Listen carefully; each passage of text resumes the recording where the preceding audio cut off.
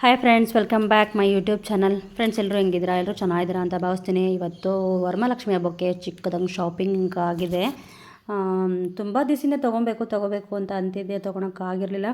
ಇವಾಗೆಲ್ಲ ಬೆಳ್ಳಿ ಚಿನ್ನದ ರೇಟು ಗಗನಕ್ಕೆ ಹೋಗಿರೋದ್ರಿಂದ ಏನು ತಗೋಬೇಕು ಅಂತಿರ್ತೀವಿ, ಅದನ್ನು ತೊಗೊಳಕ್ಕಾಗೋದಿಲ್ಲ. ಯಾಕಂದರೆ ದಿವಸ ರೈಟು ಜಾಸ್ತಿ ಆಗ್ತಿದೆ ಹೊರತು ಕಡಿಮೆ ಮಾತಿಲ್ಲ. ನಾವು ಕೂಡಿಟ್ಟಂಗೆ ಅಮೌಂಟು ಜಾಸ್ತಿ ಆಗ್ತಿದೆ ಹೊರತು ನಾವು ಇದು ಜಾಸ್ತಿ ಇದೆಯಲ್ಲ ಅಮೌಂಟು, ಇನ್ನೂ ಸ್ವಲ್ಪ ಬೇಕು ಅನ್ನೋಷ್ಟೊಳಗಡೆ ರೇಟ್ ಸ್ವಲ್ಪ ಜಾಸ್ತಿ ಆಗಿ ಹೋಗಿರುತ್ತೆ. ಸೊ ಗೈಸ್, ಇವತ್ತು ಫೈನಲಿ ಏನಾಗಲಿ ತೊಗೊಳ್ಳೇಬೇಕು ಅಂತ ತೊಗೊಂಡೆ. ಹಸು ಕರು ತೊಗೋಬೇಕಿತ್ತು. ತುಂಬ ಜನ ಹೇಳ್ತಿದ್ರು ಹಸು ಕರು ಇಟ್ಟು ಪೂಜೆ ಮಾಡಬೇಕು ಅಂತ. ಹಾಗೆ ಬೆಳ್ಳಿ ಹಸು ಕರುನೇ ತೊಗೋಬೇಕು ಅಂತ ಭಾಳಷ್ಟು ದಿವಸದಿಂದ ಆಸೆ ಇತ್ತು. ಇವತ್ತು ಫುಲ್ಫಿಲ್ ಆಯಿತು. ತುಂಬ ಚಿಕ್ಕದು. ಮನೇಲಿ ಪೂಜೆ ಮಾಡೋ ಅಂಥವ್ರು ನಮ್ಮ ಕೈ ಹಿಡುಪಲ್ಲಿ ಇರುವಷ್ಟು ಅಳತೆ ಬಸವಣ್ಣನ್ನೇ, ಅಂದರೆ ಹಸು ಕರುನೇ ಪೂಜೆ ಮಾಡಬೇಕಂತೆ. ತುಂಬ ದೊಡ್ಡದು ತೊಗೊಂಡ್ರೆ ಮನೇಲಿ ನಾವು ಪೂಜೆ ಮಾಡಬೇಕಾದ್ರೆ ಅದಕ್ಕೆ ಅಭಿಷೇಕ ಆ ಥರದ್ದೆಲ್ಲ ಮಾಡಿ ಪೂಜೆ ಮಾಡಬೇಕಂತೆ. ಬಟ್ ನಾವು ಮನೇಲಿ ಪೂಜೆ ಮಾಡೋ ಅಂಥವ್ರು ಇಷ್ಟು ಚಿಕ್ಕದು ಪೂಜೆ ಮಾಡಿದ್ರೆ ಸಾಕು ಅಂತ ಹೇಳಿದ್ರು. ಸೊ ಗೈಸ್, ತುಂಬ ಚೆನ್ನಾಗಿದೆ. ವೆಯ್ಟ್ ಇದೆ, ಚಿಕ್ಕದಿದ್ರೂ ಕೂಡ ವೆಯ್ಟ್ ಇದೆ. ನಾನು ಯಾವಾಗಲೇ ಬೆಳ್ಳಿ ತೊಗೊಂಡ್ರು ಹಾಲ್ ಮಾರ್ಕ್ ಇರೋದೇ ತೊಗೊತೀನಿ. ಯಾಕಂದರೆ ರಿಟರ್ನ್ ಹಾಕಿದ್ರೂ ಕೂಡ ಬೆಳ್ಳಿ ಒಳ್ಳೆ ಬೆಲೆಗೆ ಹೋಗಬೇಕು. ಹಾಲ್ ಮಾರ್ಕ್ ಇರೋ ಬೆಳ್ಳಿ ತಗೊಂಡ್ರೆ ನಾವು ಎಲ್ಲೇ ಹಾಕಿದ್ರೂ ನಮಗೆ ಒಳ್ಳೆ ಬೆಲೆ ಸಿಗುತ್ತೆ ರಿಟರ್ನ್ ಹಾಕಬೇಕಾದ್ರೆ. ಹಾಗೆ ತುಂಬ ಚೆನ್ನಾಗಿದೆ. ಚಿಕ್ಕದಾಗಿದ್ರು ತುಂಬ ಚೆನ್ನಾಗಿ ಕಾಣಿಸಿದೆ. ಅಂದರೆ ಇವತ್ತು ಆಸೆ ಈಡೇರಿತು. ಈಗ ವರಮಹಾಲಕ್ಷ್ಮಿ ಹಬ್ಬಕ್ಕೆ ಶಾಪಿಂಗ್ ಮುಗೀತು. ಈಗ ವರಮಹಾಲಕ್ಷ್ಮಿ ಹಬ್ಬದ ದಿವಸದ ಲಾಗ್ನು ಕೂಡ ಕಂಟಿನ್ಯೂ ಮಾಡ್ತಾಯಿದ್ದೀನಿ. ಎಲ್ರಿಗೂ ಮೊದಲನೇದಾಗಿ ವರಮಹಾಲಕ್ಷ್ಮಿ ಹಬ್ಬದ ಶುಭಾಶಯಗಳು. ನಾನು ಬೆಳಗ್ಗೆ ಬೇಗ ಎದ್ದು ರಂಗೋಲಿ ಎಲ್ಲ ಹಾಕಿ ಮನೆ ಕ್ಲೀನ್ ಮಾಡೋಣ ಅಂತ ಹೊರಟಿದ್ದೀನಿ. ನಾವು ಯೂಶ್ವಲಿಯಾಗಿ ನಾನು ಯಾವಾಗಲೇ ಲಕ್ಷ್ಮೀ ಪೂಜೆ ಮಾಡಿದ್ರೂ ಸಂಜೆ ಟೈಮೇ ಪೂಜೆ ಮಾಡೋದು. ನಾನು 16 ವರ್ಷದಿಂದ ನಾನು ಲಕ್ಷ್ಮೀ ಪೂಜೆ ಮಾಡ್ಕೊಂಬರ್ತಿರೋದು. ನಾನು ಅಷ್ಟು ವರ್ಷ ಪೂಜೆ ಮಾಡಿದ್ರು ನಾನು ಸಂಜೆ ಟೈಮೇ ಪೂಜೆ ಮಾಡೋದು. ಇಲ್ಲಿ ಅದೊಂದು ಅಭ್ಯಾಸ ನಡೆಸ್ಕೊಂಡು ಬಂದಿದ್ದೀನಿ. ಬೆಳಗಿನ ಟೈಮ್ ನಾನು ಯಾವಾಗಲೂ ಪೂಜೆ ಮಾಡಿಲ್ಲ. ಅದಕ್ಕೆ ಮನೆಯೆಲ್ಲ ಕ್ಲೀನ್ ಮಾಡ್ಕೊತಾ ಇದ್ದೀನಿ. ಯಾರಾದರೂ ನನ್ನ ವಿಡಿಯೋ ನೋಡ್ತಾ ಇದ್ದರೆ ಲಕ್ಷ್ಮಿ ಪೂಜೆ ಮಾಡೋರು ಬೆಳಗಿನ ಟೈಮ್ ಮಾಡಿದ್ರೆ ಒಳ್ಳೆಯದು, ಸಂಜೆ ಟೈಮ್ ಮಾಡಿದ್ರೆ ಒಳ್ಳೆಯದು ಅಂತ ನನಗೆ ಕಮೆಂಟ್ ಮುಖಾಂತರ ತಿಳಿಸಿ. ಇಲ್ಲಿವರೆಗೂ ಯಾರು ಯಾಕೆ ಸಂಜೆ ಟೈಮ್ ಮಾಡ್ತೀರಾ, ಬೆಳಗಿನ ಟೈಮ್ ಮಾಡಿ ಅಂತ ಹೇಳಿಲ್ಲ. ನನಗೆ ಸಂಜೆ ಟೈಮ್ ಮಾಡ್ಕೊಂಡು ಬಂದೆ, ಅಭ್ಯಾಸ ಆಗಿದೆ. ಸಂಜೆ 5 ಗಂಟೆ ಮೇಲೆ ನಾನು ಯಾವಾಗಲೇ ಲಕ್ಷ್ಮಿ ಕೂರಿಸಿದ್ರು ಸಂಜೆ 5 ಗಂಟೆ ಮೇಲೆ ಸಮಯ ನೋಡಿ, ರಾಹುಕಾಲ ಇದೆಲ್ಲ ನೋಡಿ ನಾನು ಲಕ್ಷ್ಮಿನ ಕೂರಿಸ್ತೀನಿ. ಎಲ್ಲ ತಯಾರಿ ಮಾಡ್ಕೊಂಡಿರ್ತೀನಿ. ಫುಲ್ಲು ಡೇ ನಾನು ಅದನ್ನು ಪ್ರಿಪ್ರೇಷನ್ ಏನೇನು ಇಡಬೇಕು ಎಲ್ಲ ತಯಾರಿ ಮಾಡ್ಕೊಂಡಿರ್ತೀನಿ. ಸಮಯ ನೋಡಿ ಕರೆಕ್ಟಾಗಿ ಕಳಸನ ಹೂಡ್ತೀನಿ. ನಂಗೆ ತುಂಬ ದಿನಗಳಿಂದ ಅದೇ ಅಭ್ಯಾಸ ಆಗೋಗಿದೆ ನನಗೆ. ಸಂಜೆ ಆಯಿತು, ನಾನು ಮನೆಯಲ್ಲಿ ಕಳಸನೂ ಹೂಡಾಯಿತು. ಹಾಗೆ ಲಕ್ಷ್ಮೀ ಪೂಜೆ ಕಂಪ್ಲೀಟಾಗಿ ಆಯಿತು. ನಾನು ಸಮಯ ನೋಡಿ ಯಾವಾಗಲೇ ಆದರೂ ಅಷ್ಟೇ ಪೂಜೆ ಶುರು ಮಾಡೋದು. ನನ್ನ ಸಮಯ ಚೆನ್ನಾಗಿಲ್ಲ ಅಂದರೆ ಆದಷ್ಟು ನಿಧಾನ ಆದರೂ ಪರವಾಗಿಲ್ಲ, ಲೇಟ್ ಆದರೂ ಪರವಾಗಿಲ್ಲ, ನಾನು ಸಮಯ ನೋಡಿ ಒಳ್ಳೆ ಸಮಯಕ್ಕೆ ಕಳಸ ಹೂಡೋದು. ಹಾಗೆ ಲಕ್ಷ್ಮಿಗೆ ನೈವೇದ್ಯಕ್ಕೆ ಅಂತ ಚಕ್ಲಿ ಮತ್ತು ರವೆ ಉಂಡೆ, ಒಬ್ಬಟ್ಟು ಎಲ್ಲ ಮಾಡಿದ್ದೆ.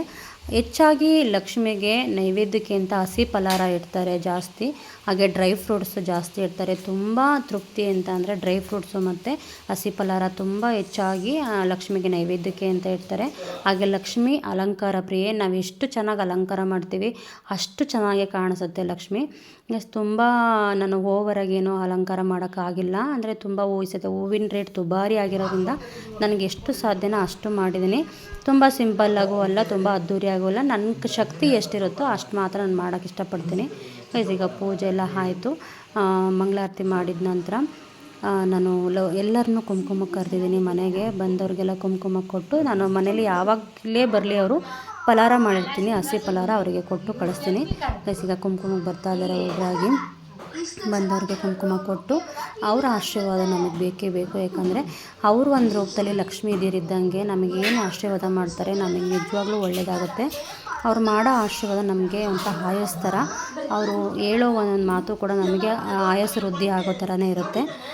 ಗೈಸ್, ಇವಾಗ ನಾನು ಕೂಡ ಲಾಸ್ಟ್ ಪೂಜೆ ಇದು ಮಾಡ್ತಾ ಇರೋದು.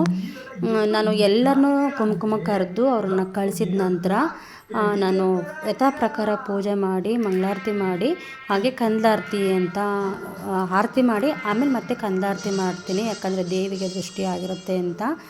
ನಾನು ಕಂದಾರತಿ ಮಾಡಿದ ನಂತರ ಅದನ್ನು ಆ ನೀರನ್ನ ಹೊರಗಡೆ ಚೆಲ್ಬಿಟ್ಟು ನಾನು ಅವತ್ತಿನ ಪೂಜೆನ ಮುಗಿಸ್ತೀನಿ.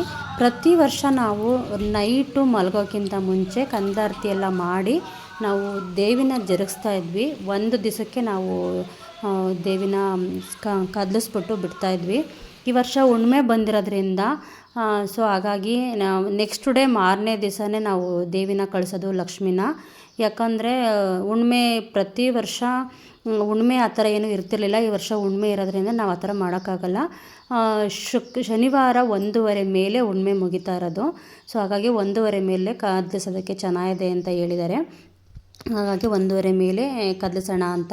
ಹಾಗೆ ನೆಕ್ಸ್ಟ್ ಡೇ ಲಾಗ್ನು ಕೂಡ ಕಂಟಿನ್ಯೂ ಮಾಡ್ತಿದ್ದೀನಿ. ನಾನು ಬೆಳಗ್ಗೆ ಎದ್ದು ಬೇಗ ಫ್ರೆಶ್ ಅಪ್ ಆಗಿ ನಾನು ಇಟ್ಟಿರೋ ಹಾಲನ್ನ ತೆಗೆದು ಹೊಸ ಹಾಲನ್ನ ಇಟ್ಟು ದೇವಿಗೆ ನೈವೇದ್ಯ ಮಾಡಿ ಪೂಜೆ ಮಾಡ್ತಿದ್ದೀನಿ ಬೆಳಗ್ಗೆ.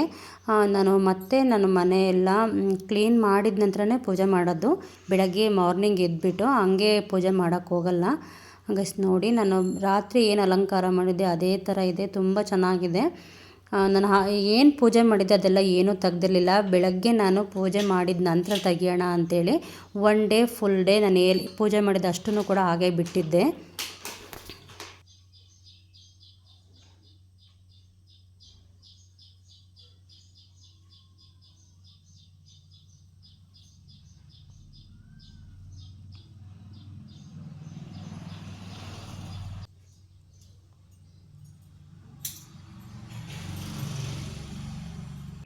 ಹಾಗೆ ಇವಾಗ 1:15 ಆಗೋಯ್ತು. ನಾವು 1:15 ಮೇಲೆ ಇನ್ನು ಸಡ್ಲ ಮಾಡಬೇಕು. ಸೊ ಹಾಗಾಗಿ ಮತ್ತೆ ಯಥಾ ಪ್ರಕಾರ ನಾನು ಸ್ನಾನ ಮಾಡಿ ಫ್ರೆಶ್ ಅಪ್ ಆಗಿ ದೇವರಿಗೆ ಅವಲಕ್ಕಿ ಮಾಡಿದ್ದೀನಿ ನೈವೇದ್ಯಕ್ಕೆ. ನಾನು ಯಾವಾಗಲೇ ದೇವ್ರನ್ನ ಸಡ್ಲ ಮಾಡಬೇಕಾದ್ರೆ ಅಥವಾ ಬಿಡಬೇಕಾದ್ರೆ ಲಕ್ಷ್ಮಿಯ ಮುಖವಾಡ ಎಲ್ಲ ಸಡ್ಲ ಮಾಡಬೇಕಾದ್ರೆ ನೈವೇದ್ಯ ಮಾಡಿದ್ರೆ ನಾನು ಏನೂ ಮಾಡಲ್ಲ. ಫಸ್ಟು ನೈವೇದ್ಯ ಮಾಡಿ ಯಥಾ ಪ್ರಕಾರ ಪೂಜೆ ಮಾಡ್ತೀನಿ. ದೀಪ ಹಚ್ಬಿಟ್ಟು ಪೂಜೆ ಮಾಡಿದ ನಂತರನೇ ನಾನು ದೇವ್ರನ್ನ ಸಡ್ಲಿಸೋದು. ಯಾಕಂದರೆ ನಾನು ನಡೆಸ್ಕೊಂಡು ಬಂದಿದ್ದೀನಿ ಆ ಥರ 16 ವರ್ಷದಿಂದ ನಾನು ಅದೇ ಥರ ಮಾಡ್ತಿರೋದು. ಇದರಲ್ಲಿ ಏನಾದರೂ ತಪ್ಪಿದರೆ ನನಗೆ ಕಮೆಂಟ್ ಮುಖಾಂತರ ತಿಳಿಸಿ, ಇದು ಈ ಥರ ಮಾಡಬಾರ್ದು, ಈ ಥರ ಮಾಡಬೇಕು ಅಂತ. ನನಗೆ ಇಷ್ಟು ದಿನ ಯಾರೂ ಈ ಥರ ಚೇಂಜ್ ಮಾಡಿ ಅಂತ ಹೇಳಿಲ್ಲ. ಯಾಕಂದರೆ ಇನ್ನು ಮುಂದೆ ನಾನು ವೀಡಿಯೋ ಇವಾಗ ಆಗ್ತಿರೋದಲ್ವ, ನನ್ನ ವೀಡಿಯೋ ನೋಡ್ತಿದ್ದವರು ಹೇಳ್ಬೋದು ನನಗೆ ಈ ಥರ ತಪ್ಪು, ಈ ಥರ ಸರಿ, ಈ ಥರ ಮಾಡಬೇಕು, ಈ ಥರ ಮಾಡಬಾರ್ದು ಅಂತ. ಅವಲಕ್ಕಿನ ನೈವೇದ್ಯಕ್ಕೆ ಇಡ್ತಾಯಿದ್ದೀನಿ. ಯಾಕಂದರೆ ಹಸಿ ಫಲಾಹಾರ ತುಂಬ ಒಳ್ಳೆಯದು ದೇವರಿಗೆ ಅಂತ. ನಾನು ರಾತ್ರಿ ಕೋಸಂಬರಿ ಮಾಡಿದ್ದೆ ಹಸಿ ಫಲಾಹಾರ ಅಂತ.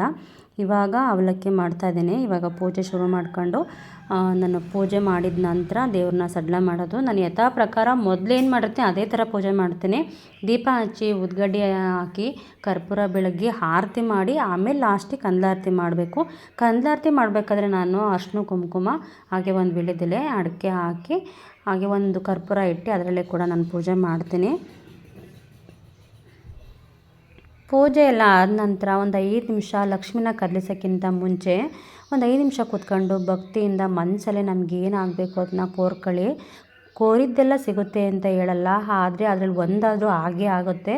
ಯಾಕಂದರೆ ಲಕ್ಷ್ಮಿಗೆ ತಾಳ್ಮೆ ಸ್ವರೂಪ ಜಾಸ್ತಿ ಇರುತ್ತೆ. ನಿಧಾನಕ್ಕೆ ಯಾವಾಗಲೇ ಸಿಗಲಿ, ನಿಧಾನಕ್ಕಾಗಲಿ ಫಲ ಸಿಕ್ಕೇ ಸಿಗುತ್ತೆ. ಲಕ್ಷ್ಮಿ ಕೋರಿದ್ದು ಬೇಡಿದ್ದು ಯಾವುದೂ ಕೂಡ ಹುಸಿ ಆಗಲ್ಲ. ನನಗೆ ತಿಳಿದ ಮಟ್ಟಿಗೆ ಹೇಳ್ತಾ ಇರೋದು. ನಾನಂತೂ ಪೂಜೆ ಎಲ್ಲ ಆದಮೇಲೆ ಒಂದು 5 ನಿಮಿಷ ನೆಮ್ಮದಿಯಿಂದ ನನಗೆ ಅನಿಸಿದ್ದನ್ನು ನಾನು ಮನಸಲ್ಲೇ ಬೇಡ್ಕೊಳ್ತೀನಿ. ಒಂದು 10 ನಿಮಿಷ ಕೂತ್ಕೊಂಡು ನಮ್ಮ ಮನಸ್ಸು ಕೂಡ ರಿಲೀಫ್ ಆಗುತ್ತೆ. ನಾವು ಪೂಜೆ ಮಾಡೋದಕ್ಕೂ ಒಂಥರ ನೆಮ್ಮದಿ ಸಿಗುತ್ತೆ. ನನಗೆ ಅದೊಂಥರ ನಂಬಿಕೆ ನನಗೆ. ನಾನು ಪೂಜೆ ಎಲ್ಲ ಆದಮೇಲೆ ಒಂದು 5 ನಿಮಿಷ ನಾನು ಆ ದೇವ್ರ ಮುಂದೆ ಕೂತ್ಕೊಂಡು ನಾನು ಬೇಡ್ಕೊತೀನಿ. ನನಗೇನು ಅನಿಸುತ್ತೆ ಅದನ್ನು. ನಾವು ಯಾರೇ ಆದರೂ ಅಷ್ಟೇ, ನಾವು ಹೆಣ್ಮಕ್ಳು ಇಲ್ಲ ಮನೆ ಬಗ್ಗೆ ಕೇಳ್ತೀವಿ, ಇಲ್ಲ ಮಕ್ಳ ಬಗ್ಗೆ ಕೇಳ್ತೀವಿ, ಇಲ್ಲ ಸಂಸಾರದ ಬಗ್ಗೆ ಕೇಳ್ತೀವಿ. ಅದೇ ನಮ್ಮ ಪ್ರಪಂಚ ಆಗಿರುತ್ತೆ. ಬೇರೇನೂ ನಾವು ಹೆಚ್ಚಾಗಿ ಕೇಳೋದಕ್ಕೆ ಇಷ್ಟಪಡಲ್ಲ. ಯಾಕಂದರೆ ನಮಗೆ ಅದೇ ಸಂಸಾರ, ಅದೇ ಪ್ರಪಂಚ. ಗೈಸ್ ಇವಾಗ ನಾನು ಕೂಡ ಬೇಡಿದ್ದಾಗೋಯಿತು. ನಾನು ಈಗ ಲಕ್ಷ್ಮಿನ ನೋಡಿ ಬಲಭಾಗಕ್ಕೆ ಒಂದು 3 ಸಲ ಸಡ್ಲ ಮಾಡ್ತೀನಿ. ನನಗೆ ಗೊತ್ತಿರೋ ಮಟ್ಟಿಗೆ ತೋರಿಸ್ತಾ ಇರೋದು. ಈ ಥರ ಸಡ್ಲ ಮಾಡಿ 3 ಸಲ ಮಾತ್ರ ಸಡ್ಲ ಮಾಡಿ, ಹಾಗೆ ನಾನು ಮುಡಿಗೆ ಹೂವು ಮುಡಿಸಿರ್ತೀನಲ್ಲ ಅದನ್ನು 3 ಸಲ ತೆಗೆದು ನಾನು ಇಡ್ತೀನಿ. ಹಾಗೆ ನಾನು ಹಾಕಿರೋ ಮುಖವಾಡನ ಒಂದು 3 ಸಲ ಈ ಥರ ಸಡ್ಲ ಮಾಡಿಡ್ತೀನಿ. ಅಲ್ಲಿಗೆ ಲಕ್ಷ್ಮಿನ ಜರುಗಿಸ್ ಥರ ಆಗಿರುತ್ತೆ. ನಾನು ನಿನ್ನೆ ರಾತ್ರಿ ಇಟ್ಟಂಥ ಮಡ್ಲಕ್ಕಿ, ಹಣ್ಣಿನ ತಾಂಬೂಲಗಳೆಲ್ಲದನ್ನು ಕೂಡ ನಾನು ಏನೂ ತೆಗ್ದಿರಲ್ಲ, ಅಲ್ಲೇ ಬಿಟ್ಟಿರ್ತೀನಿ. ಇವಾಗ ತೆಗಿತಾ ಇದ್ದೀನಿ ಗೈಸ್. ಕರೆಕ್ಟಾಗೆ ನಾನು ಇಲ್ಲಿಗೆ ಇದು ದೇವಿನ ಸಡ್ಲ ಮಾಡಬೇಕಾದ್ರೆ 1:15 ಆಗೋಗಿತ್ತು ಕರೆಕ್ಟ್ ಎಕ್ಸಾಕ್ಟು. ಇವಾಗ ನಾನು ದೇವಿ ತೆಗ್ದಿರೋದು ಕರೆಕ್ಟ್ ಟೈಮಿಗೆ ಆಗಿದೆ. ನಾನು ಹೂಡಿರೋ ಅಂಥ ಕಳಸದ ನೀರನ್ನ ನಾನು ಎಲ್ಲೂ ಹಾಕಲ್ಲ, ಗಿಡಕ್ಕೆ ಹಾಕೋದು. ಹಾಗೆ ನಾನು ಮುಡಿಸಿರೋ ಅಂಥ ಹೂವಾಗಿರ್ಬೋದು, ಅಕ್ಷತೆ ಆಗಿರ್ಬೋದು, ಯಾವುದನ್ನು ಕೂಡ ತುಣಿಯೋ ಜಾಗದಲ್ಲಿ ನಾನು ಹಾಕಲ್ಲ. ಗಿಡಗಳಿಗೆ ಹಾಗೆ ಕೈ ಕಾಲು ಸಿಗದಿರೋ ಥರ ಕಾಲಿಗೆ ಸಿಗದಿರೋ ಥರ, ತುಣಿಯೋಕ್ಕೆ ಸಿಗದಿರೋ ಥರ ನಾನು ಗಿಡಗಳಿಗೆ ಹಾಕ್ತೀನಿ. ಹಾಗೆ ನೀವು ದೇವಿಗೆ ಮುಡ್ಸಿರೋ ಅಂಥ ಹೂವಾಗಿರ್ಬೋದು ಒಂದು ಸ್ವಲ್ಪನ ನೀವು ಮುಡ್ಕೊಳ್ಳಿ. ಹಾಗೆ ಹಾಕಿರೋ ಸೀರೆ ಆಗಿರ್ಬೋದು, ಒಡವೆ ಆಗಿರ್ಬೋದು, ಒಂದು 5 ನಿಮಿಷ ನೀವು ಮೈ ಮೇಲೆ ಹಾಕ್ಕೊಳ್ಳಿ. ಹಾಗೆ ಬಂದ ತಕ್ಷಣ ತೆಗೆದ ತಕ್ಷಣ ತೊಗೊಂಡೋಗಿ ಬೀರಿಗೆ ಇಡಬಾರ್ದು. ನೀವು ಒಂದು 2 ನಿಮಿಷನಾಗಲೂ ಮೈ ಮೇಲೆ ಹಾಕಿ ಆಮೇಲೆ ಇಡಿ. ಹಾಗೆ ನೀವು ದುಡ್ಡಾದರೂ ಅಷ್ಟೇ, ಚಿನ್ನ ಆದರೂ ಅಷ್ಟೇ, ಬೀರಲ್ಲಿ ಅಂದರೆ ಇವು ತೆಗೆದ ಮೇಲೆ, ನೀವು ದೇವಿಯನ್ನು ತೆಗೆದ ಮೇಲೆ ಒಡವೆ ಅದರಲ್ಲೂ ಎಸ್ಪೆಷಲಿ ದುಡ್ಡನ್ನು ತಕ್ಷಣ ಎಲ್ರಿಗೂ ಕೊಡೋಕೆ ಹೋಗಬಾರ್ದು. ಒಂದು ದಿವಸನಾದ್ರೂ ಅಷ್ಟೇ ನೀವು ಬೀರುವಲ್ಲಿ ಇಡಿ. ನಂತರ ನೀವು ಏನು ಬೇಕಾದರೂ ಮಾಡ್ಕೊಬೋದು. ಹಾಗೆ ನಾನು ಲಕ್ಷ್ಮೀ ಮುಖವಾಡ ತೆಗೆದ ಮೇಲೆ ತೊಳೆಯೋದೆಲ್ಲ ಮಾಡಲ್ಲ. ನಾನು ಒಂದು ಬಿಳಿ ಬಟ್ಟೆ, ಒಂದು ಟವಲ್ ಮಾಡ್ಕೊಂಡಿದ್ದೀನಿ ಹೊಸದು. ಆ ಟವಲ್ಗೆ ನಾನು ಅರಿಶಿನ ಕೊನೆ ಮತ್ತು ಲಕ್ಷ್ಮೀ ಮುಖವಾಡನ ಸೇಫಾಗಿ ಮುಚ್ಚಿಟ್ಬಿಡ್ತೀನಿ. ಗೈಸ್ ನೋಡಿ, ನಾನು ಯಾವಾಗಲೇ ಆದರೂ ಅಷ್ಟೇ ಈ ಥರ ಸೀರೆನ ಲಕ್ಷ್ಮೀ ಮೈ ಮೇಲಿಂದ ತೆಗೆದ ಮೇಲೆ ನಾನು ಆ ಥರ ಒಂದು ಮೈ ಮೇಲೆ ಒಂದು 2 ಮಿನಿಟ್ಸ್ ಹಾಕ್ಕೊಂಡು ಆಮೇಲೆ ತೆಗಿತೀನಿ. ವರಮಹಾಲಕ್ಷ್ಮಿ ಹಬ್ಬದ್ದು ಪೂರ್ತಿ ಕಂಪ್ಲೀಟ್ ಕೆಲಸ ಮುಗೀತು. ಹಾಗೆ ಇವತ್ತು ರಾಖಿ ಹಬ್ಬ ಆಗಿರೋದ್ರಿಂದ ಅವ್ರ ಅಕ್ಕಂದಿರು ಋತುಗೆ ರಾಖಿ ಕಟ್ಟಕ್ಕೆ ಅಂತ ಬಂದಿದ್ದರು. ಅವನು ಕೂಡ ಖುಷಿಯಿಂದ ಕಟ್ಟಿಸ್ಕೊತಾ ಇದ್ದ. ಓಕೆ ಗೈಸ್, ಇವತ್ತಿನ ಒಂದು ವಿಡಿಯೋ ಹಾಗೆ ವರಮಹಾಲಕ್ಷ್ಮಿ ಹಬ್ಬದ ಪೂರ್ತಿ ವಿಡಿಯೋನ ನಿಮ್ಮ ಜೊತೆ ಶೇರ್ ಮಾಡ್ಕೊಂಡಿದ್ದೀನಿ. ಯಾರಿಗೆಲ್ಲ ಈ ವಿಡಿಯೋ ಇಷ್ಟ ಆಯಿತು ಪ್ಲೀಸ್ ಲೈಕ್ ಮಾಡಿ, ಶೇರ್ ಮಾಡಿ, ಕಮೆಂಟ್ ಮಾಡಿ. ಹಾಗೆ ಸಬ್ಸ್ಕ್ರೈಬ್ ಆಗೋದ ಮರಿಬೇಡಿ. ಕೊನೆವರೆಗೂ ವಾಚ್ ಮಾಡಿ ಈ ವಿಡಿಯೋ ಹೇಗೆ ಅನ್ನಿಸ್ತು ಅಂತ ಕಮೆಂಟಲ್ಲಿ ತಿಳಿಸಿ. ಹಾಗೆ ವರಮಹಾಲಕ್ಷ್ಮಿ ಮಾಡಿರೋ ರೀತಿ ಒಳ್ಳೆಯದು ಕೆಟ್ಟದ್ದು, ಹಾಗೆ ನಾನು ಏನು ಅನುಸರಿಸಿದೆ ಅದ್ರ ಕ್ರಮದಲ್ಲಿ ಏನಾದರೂ ಲೋಪದೋಷಗಳಿದ್ದರೆ, ಹಾಗೆ ಮಾಡಿರೋ ತಪ್ಪಿದರೆ ನನಗೆ ಕಮೆಂಟ್ ಮುಖಾಂತರ ಈ ಥರ ಅಲ್ಲ ಈ ಥರ ಅಂತ ಕಮೆಂಟಲ್ಲಿ ತಿಳಿಸಿ. ನಿಮ್ಮ ಸಲಹೆ ನನಗೆ ತುಂಬ ಮುಖ್ಯ. Thank you.